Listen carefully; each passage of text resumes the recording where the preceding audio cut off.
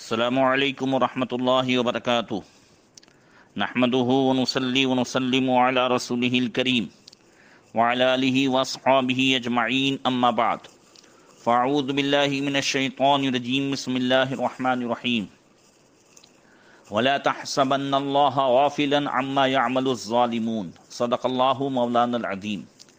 درود شریف پڑھیں، اللہم صلی علی سیدنا مولانا محمد معدن الجود والکرم وآلہ وصحبہ وبارک وسلم۔ محترم سامعین،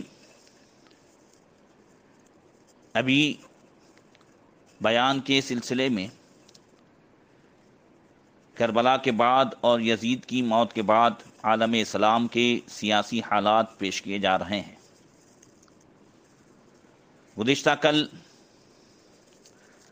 مروان بن حکم کا سیریا پر اور مصر پر حاکم بننا، اور پھر اس کی موت اور اس کے بعد عبد الملک بن مروان کا حاکم بننا، اور عبید اللہ بن زیاد کا گروہ توابین سے مقابل ہونا، اس کا تذکرہ ہوا تھا۔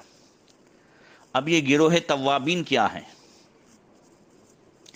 یہ توابین کی جماعت یہ حضرت سیدنا سید الشہداء امام حسین رضی اللہ تعالی عنہ کی شہادت کے بعد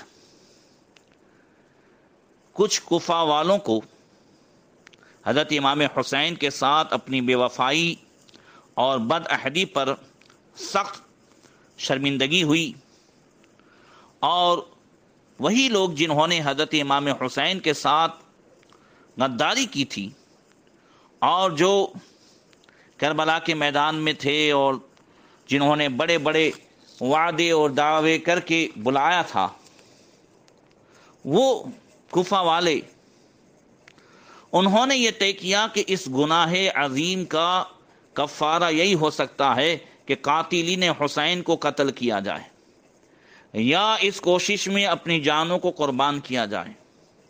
ان لوگوں نے اپنے آپ کو منظم کیا اور سلیمان بن سرد خزاعی جو اہل بیت کی محبت میں مشہور تھے، ان کو اپنی تحریک کا رہنما بنایا۔ اس زمانے میں کوفہ کے جو گورنر عبداللہ بن یزید انصاری تھے، ان کو جب اس تحریک کا علم ہوا تو انہوں نے اس توابین، اس جماعت کو توابین کہتے ہیں، توبہ کرنے والی جماعت، انہوں نے اپنے حساب سے کہا کہ بس ہماری توبہ کا یہی کفارہ ہے کہ ہم امام حسین کے قاتلوں کو پکڑ کر کے قتل کریں۔ تو عبداللہ بن یزید انصاری نے توابین کی اس جماعت کی ہمت افزائی کی، جو کوفہ کے گورنر تھے، اور کہا کہ اگر تم قاتل حسین عبید اللہ بن زیاد کے مقابلے کے لیے نکلو گے تو میں تمہاری مدد کروں گا۔ ادھر حکومت کا اشارہ پا کر ان لوگوں نے حضرت امام حسین رضی اللہ تعالیٰ عنہ کے خلاف جو لوگ گئے تھے ان سے انتقام کی دعوت دینی شروع کر دی اور دھڑا دھڑ ہتھیار خریدنے شروع کر دیے۔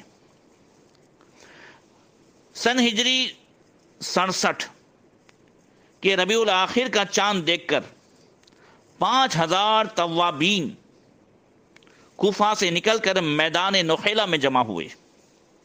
سلیمان بن سرد نے ایک پرجوش تقریر میں کہا کہ اے لوگو، جس شخص کو اللہ کی رضا اور قیامت کے دین کی بہتری مقصود ہو تو ہمارے ساتھ چلے، جسے دنیا حاصل کرنی ہو وہ ہمارا ساتھ چھوڑ دے۔ یہی کوفہ والے ہر طرف سے آوازیں دینے لگے کہ ہمارا مقصد صرف اپنے گناہ کی توبہ اور خون حسین کا انتقام ہے اور کچھ نہیں۔ عبداللہ بن سعد بن نفیل نے کہا، بھائیو، امام حسین کے قاتلین کی کثرت تو کوفہ میں موجود ہے، انہیں چھوڑ کر کسی اور طرف سے جانے کے کیا معنی؟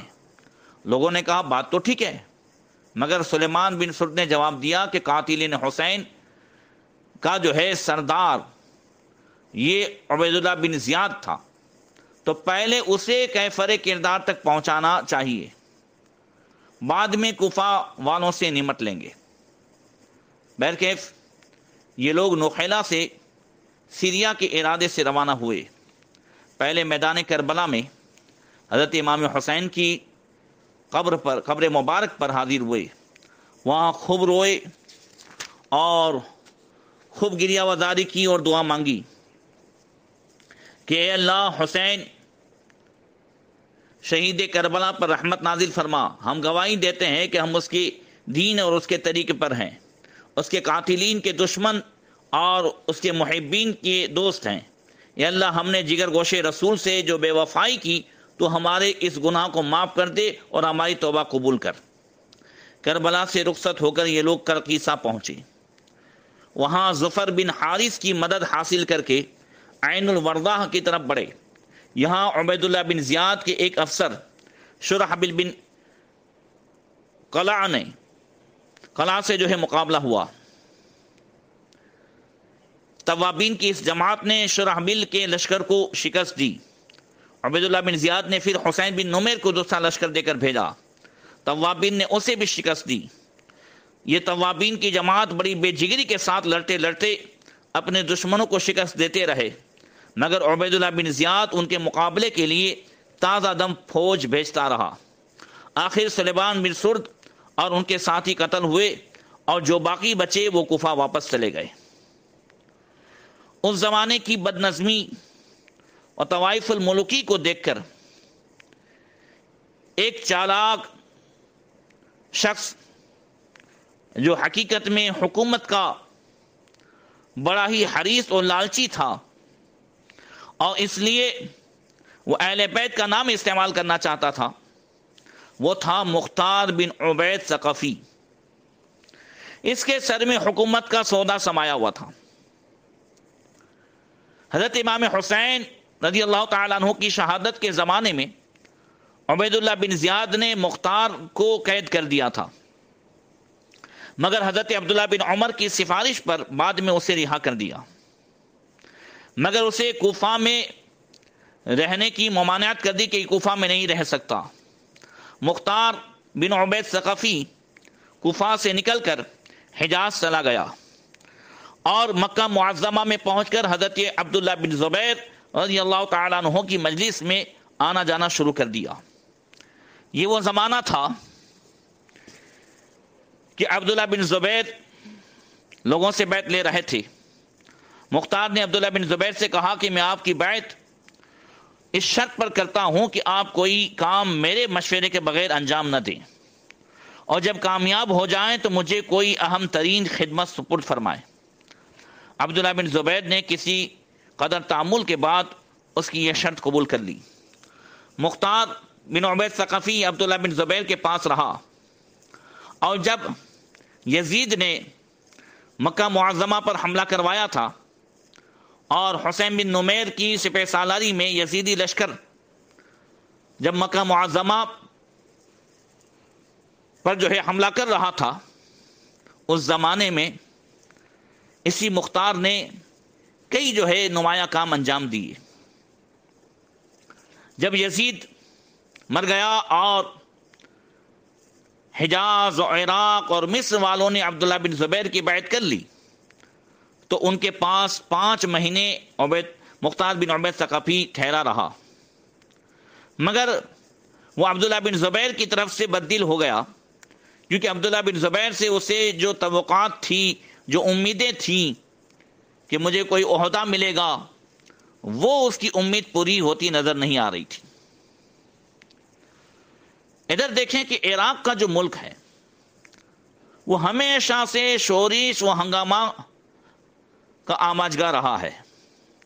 میں نے غالباً محرم الحرام کی تقریر میں یہ کہا تھا کہ اس کی ایک وجہ یہ بھی تھی کہ یہ حضرت عمر فاروق اعظم رضی اللہ تعالیٰ عنہ کے زمانے میں یہ فوجی چھاونی رہا، اور وہاں باقاعدہ کوئی جو ہے تعلیمی نظم نہیں رہا کہ لوگوں کی دین کے حساب سے تربیت ہو، انہیں ٹریننگ دی جائے، ایمان ان کے دل میں اندر اترے، ایسی تعلیم بہت کم انہیں ملی۔ اسی وجہ سے وہاں عرصے تک اتار چڑھاؤ ہوتا رہا۔ مختار چونکہ کوفہ کہ ایک ایک شخص سے واقف تھا اور وہاں کے حالات کے لیے ہمیشہ بے قرار رہتا تھا، اور وہ ہر آتے جاتے سے جو بھی عراق سے آتا وہاں کے حالات کی کھود کرید کرتا رہتا۔ ایک مرتبہ ہانی بن حجت الوداعی عبداللہ بن زبیر کے پاس آئے تو حسب معمول مختار بھی اس سے ملا اور کوفہ کے حالات پوچھے۔ ہانی نے کہا کہ کوفہ والے عبداللہ بن زبیر کی اطاعت پر ثابت قدم ہیں، مگر وہاں کی ایک بڑی جماعت ایسی بھی ہے کہ کوئی انہیں ایک نظام میں اگر منسلک کر دے تو ساری دنیا کو اپنے جھنڈے تلے لا سکتا ہے۔ مختار نے کہا قسم خدا کی میں انہیں حق پر جمع کروں گا اور انہیں لے کر حامیان باطل سے مقابلہ کروں گا اور ہر ظالم اور دشمن حق کو ہلاک کر دوں گا۔ اب مختار نے کوفہ کی طرف کچھ کیا۔ جب وہ کوفہ پہنچا تو اس وقت وہاں پہ یہ توابین کی جماعت کا زور تھا اور امام حسین کے انتقام کی آوازیں دلوں کو گرما رہی تھی کہ بس امام حسین کو جس نے بھی شہید کیا ہے ان سے انتقام لیا جائے، اس سے بدلہ لیا جائے۔ مختار نے بھی یہی نعرہ بلند کیا، مگر مختار بن عبید ثقفی سلیمان بن سرد کی رہنمائی کو اپنے مقصد کے خلاف سمجھتا تھا، اس لیے اس نے اپنی گروہ بندی الگ سے شروع کر دی۔ مختار بن عبید ثقفی نے جو کوفہ میں شیعان علی تھے انہیں جمع کر کے کہا کہ سلیمان بن سرد نا تجربہ کار آدمی ہے، وہ جنگ کے ڈھنگ سے واقف نہیں، وہ یہ چاہتا ہے کہ وہ خود بھی قتل ہو تو میں بھی قتل کرائے۔ میں ایک منظم اسکیم کے مطابق کام کرنا چاہتا ہوں۔ مجھے مہدی بن وسیع محمد بن حنفیہ نے اپنے وزیر اور تمہارا امیر بنا کر بھیجا ہے تاکہ تمہاری مدد سے ملحدوں کو قتل کروں اور اہل بیت کے خون کا انتقام لوں۔ یہ حضرت محمد بن حنفیہ کو مہدی اور مہدی بن وسیع یہ جو رافضی کہتے رہتے ہیں، یہ اسی نے سب سے پہلے اس کی شروعات کی، اور حضرت محمد بن حنفیہ کا اس نے جو ہے بہت ہی ان کے نام کا غلط استعمال کیا۔ البتہ اتنا یہ ہے جو آگے بتاؤں گا کہ حضرت محمد بن حنفیہ یہ چاہتے تھے کہ ہاں امام حسین کے قاتلین کو سبق دیا جائے اور ان غداروں کو ان کے انجام تک پہنچایا جائے، پھر پہنچانے والا کوئی بھی ہو۔ مگر اسی نے حضرت محمد بن حنفیہ کے اس ارادے کو ایک الگ انداز پہنا کر لوگوں کے سامنے پیش کیا۔ مختار نے صرف جو ہے اسی پر اکتفا نہیں کیا، بلکہ جہاں موقع دیکھا اس مختار بن عبید ثقفی حکومت کے لالچی نے اپنے آپ کو نبی کی حیثیت سے بھی پیش کیا اور کہا کہ جبریل اس کے پاس وحی لے کر آتے ہیں اور اسے غیب کی خبریں بتاتے ہیں۔ اس نے سلیمان بن سرد کی جماعت سے الگ ہو کر اپنی پارٹی بنائی، اور اسی کے ساتھ ساتھ جو موجودہ اس وقت گورنر تھا اس کے خلاف بغاوت کر دی، اور کوفہ میں پھر سے ایک مرتبہ لوگ باغی ہوئے اور مختار کی پارٹی میں جمع ہونے لگے۔ مختار کے حامیوں کی تعداد روز بروز بڑھتی چلی گئی۔ مختار کی تحریک کو حضرت محمد بن حنفیہ کی تائید سے بہت فائدہ پہنچا۔ اس کی صورت یہ ہوئی کہ کوفہ کے بعد شیعان علی نے مشورہ کیا کہ مختار نے یہ تحریک محمد بن حنفیہ کے نام پر شروع کر رکھی ہے، ہمیں خود حضرت محمد بن حنفیہ کے پاس جا کر اس معاملے کی تحقیق کر لینی چاہیے۔ عراق سے ایک وفد مدینہ منورہ پہنچ کر حضرت محمد بن حنفیہ جو امام حسین کے بھائی مولا کائنات مولا علی کرم اللہ تعالیٰ وجہ الکریم کے صاحبزادے تھے، ماں الگ تھی اور والد بزرگوار سید السادات مولا علی وہ ایک ہی تھے، حضرت محمد بن حنفیہ کے خدمت میں حاضر ہوئے اور انہیں تمام واقعات سنا کر ان کی رائے معلوم کی۔ حضرت محمد بن حنفیہ نے سب سے پہلے تو اہل بیت کے مناقب بیان کیے، پھر حضرت امام حسین رضی اللہ تعالیٰ عنہ کی اس حسرت ناک شہادت کا تذکرہ کیا، پھر فرمایا کہ تم لوگ مجھ سے ایک شخص کے متعلق پوچھتے ہو جو اہل بیت کے خون کا بدلہ لینا چاہتا ہے، تو بھائیو میری دلی آرزو یہ ہے کہ خدا ہمارے دشمنوں سے ان کے مظالم کا انتقام لے، خواہ کسی شخص کے ذریعے سے لے۔ یہ حضرت محمد بن حنفیہ کی چاہت تھی، مگر آپ نے کوئی مختار کو اس طریقے سے نامزد نہیں کیا تھا۔ آپ چاہتے تھے کوئی بھی جو ہے ان غداروں کو ان کے کیفر کردار تک پہنچائے۔ اب اسی وفد نے جا کر جب کوفہ سنایا، مختار کو بڑی تشویش تھی کہ دیکھیے محمد بن حنفیہ کیا جواب دیتے ہیں، کہیں ایسا نہ ہو کہ بنا بنایا کھیل بگڑ جائے۔ چنانچہ جیسے ہی یہ لوگ واپس آئے کوفہ میں، مختار نے گھبرا کر ان سے پوچھا، کہو کیا معلوم ہوا؟ مجھے اندازہ ہوتا ہے کہ تم شک میں مبتلا ہو گئے۔ مگر جب انہوں نے حضرت محمد بن حنفیہ کے جواب کو نقل کیا تو اس نے بے اختیار نعرے تکبیر بلند کیا اور فوراً ایک جلسہ منعقد کر کے کہا کہ یہ لوگ امام مہدی کے پاس گئے تھے، انہوں نے ان کو بتایا ہے کہ میں ان کا وزیر، مددگار اور پیغمبر ہوں، اور تمہیں حکم دیا ہے کہ بدعہدوں سے جنگ اور اہل بیت کے خون کے قصاص کے معاملے میں تم میرا ساتھ دو۔ اس دوران میں عبداللہ بن مطیع کو کوفہ کے نئے والی مقرر ہو کر وہ آئے تھے۔ انہوں نے آتے ہی مختار کی تحریک کو دبانے کی کوشش شروع کی۔ مختار نے اب کھل کر میدان میں آنے اور کوفہ پر قبضہ کرنے کا فیصلہ کیا۔ حضرت عبداللہ بن مطیع عبداللہ بن زبیر کی طرف سے مقرر ہوئے تھے۔ اس کے بعد مشیروں نے اسے مشورہ دیا کہ اس قسم کے قدم سے کوفہ کے بااثر رئیس اور اہل بیت کے محب ابراہیم بن اشتر کی حمایت حاصل کرنی ضروری ہے۔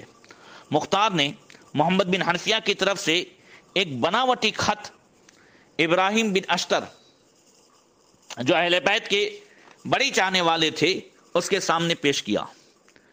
اس بناوٹی خط میں اس نے یہ لکھا تھا کہ محمد مہدی کی طرف سے ابراہیم بن اشتر کے نام، اما بعد میں تمہارے پاس اپنا وزیر اور معتمد بھیج رہا ہوں۔ میں نے اسے حکم دیا ہے کہ وہ میرے دشمنوں سے جنگ کرے اور اہل بیت کے خون کا انتقام لے۔ جہاں تک ممکن ہو تم اس کی مدد کرو۔ کوفہ سے سیریا تک جس قدر علاقہ تمہاری مدد سے فتح ہوگا تم اس کے حاکم بنا دیے جاؤ گے۔ ابراہیم بن اشتر نے خط کا عنوان دیکھ کر کہا کہ میرے پاس حضرت محمد بن حنفیہ کے خط آتے رہتے ہیں، انہوں نے کبھی اپنے آپ کو مہدی نہیں لکھا۔ مختار نے کہا اب نیا زمانہ ہے اور نئے حالات ہیں۔ اب ابراہیم کے چند ساتھیوں کو بھی مختار نے خرید دیا درہم و دینار دے کر، تو انہوں نے ہاں جی کیا، کہا ہاں ہمارے سامنے ہی حضرت محمد بن حنفیہ نے یہ خط لکھا ہے۔ ابراہیم بن اشتر اس کی بات میں آ گئے اور مختار بن عبید ثقفی کو تعظیم کے ساتھ صدر میں بٹھایا اور مختار کے ہاتھ پر بیعت کر لی۔ ابراہیم بن اشتر کی شمولیت سے مختار کی طاقت بہت بڑھ گئی۔ ابراہیم نے اپنے مسلم ساتھیوں کی جماعتیں لے کر مختار سے ابراہیم جو ہے ملنے جایا کرتے۔ ایک دن ابراہیم اپنے 100 مسلح سواروں کے ساتھ بازار کے بیچ میں سے گزر کر مختار کے پاس جا رہے تھے کہ کوتوال شہر ایاس بن مضارب نے انہیں راستے میں روک لیا اور ان سے امیر کوفہ حضرت عبداللہ بن مطیع کے پاس چلنے کے لیے کہا۔ ابراہیم بن اشتر نے ایاس سے راستہ چھوڑنے کے لیے کہا اور جب وہ نہ مانا تو اسے قتل کر دیا۔ اس واقعے کے بعد 14 ربیع الاول سن ہجری 66 کو مختار نے کوفہ میں بغاوت کا علم بلند کر دیا اور کوفہ کے اس جو ہے قصر عمارت کا جو کوفہ کا گورنر ہاؤس تھا اس کا محاصرہ کر لیا۔ عبداللہ بن موتی نے جہاں تک ممکن ہو سکا مقابلہ کیا، لیکن آخرکار ہتھیار ڈال دیے اور کوفہ سے جان بچا کر وہ نکل گئے۔ کوفہ پر قبضہ کر لینے کے بعد مختار عراق کے دوسرے شہروں پر بھی قبضہ کرنے لگا، اور اس طریقے سے وہ آگے بڑھتا رہا۔ آخرکار عبیداللہ بن زیاد سے اس کا مقابلہ ہوا، اور کس طریقے سے لڑائی ہوئی، وہ کیسے عبیداللہ بن زیاد مارا گیا، اس کا انجام کیا ہوا، انشاءاللہ تبارک و تعالی آگے ضرور جو ہے اس سے بیان کیا جائے گا۔ اللہ تبارک و تعالی ہم سب کو صراط